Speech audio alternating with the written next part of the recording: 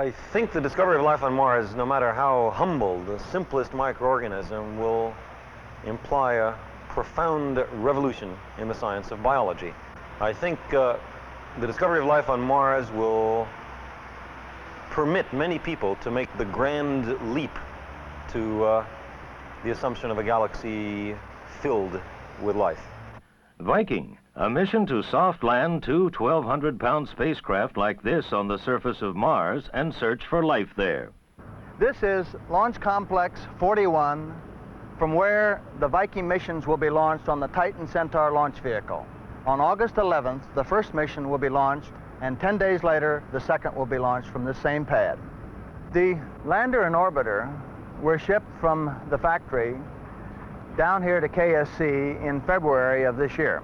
They have been undergoing a series of tests to prepare both vehicles for the flight to Mars.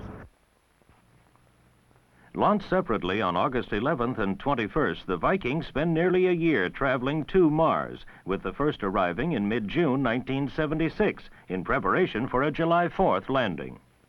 Once at Mars, the spacecraft are placed into orbit around the planet. The orbiter's onboard cameras begin methodically photographing potential landing sites to make sure they are safe. The lander is then commanded to separate from the orbiter and starts its 6-hour descent through the Martian atmosphere.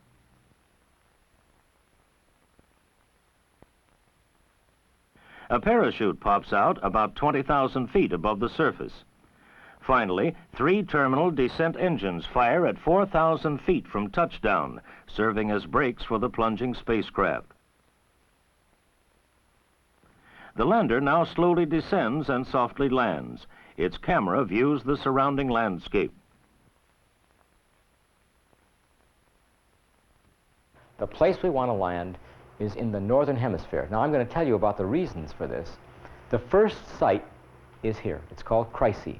It's a low, broad, flat valley flowing from the floor of a giant chasm, the Caprades Chasm, that flows deep and low. It combines the combination of biological interest, geological interest, the youthful stuff that must have flown from this chasm system into this very low area. The second site is more northerly. Now that site was selected primarily because of our interest in water.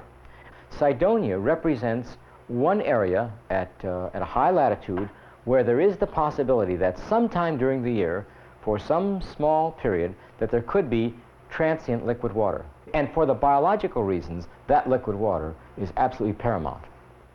One of the most interesting science experiments is the sampling device. A small shovel on the end of a telescoping arm will reach out, scoop up some Martian soil, then drop it into a chemical analyzer on the Viking landing craft.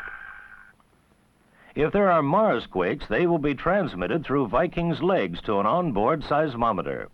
Throughout the mission, the orbiters continue photographing and thermally mapping the surface. They serve also as relay stations for data from the landers. Vikings to Mars. Through the search for life on other planets, we may better understand the basic processes controlling our own.